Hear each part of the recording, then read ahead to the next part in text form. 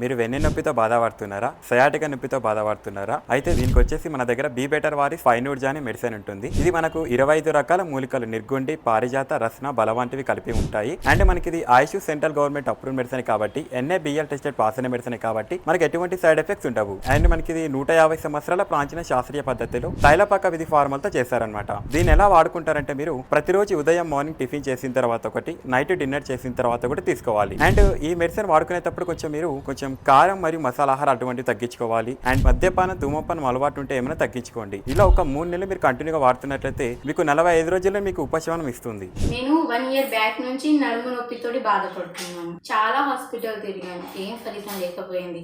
ఎక్కడ వెళ్ళినా calcium problem అంటున్నారు. టాబ్లెట్స్ వాడాను, ఏం ఫలితం లేదు.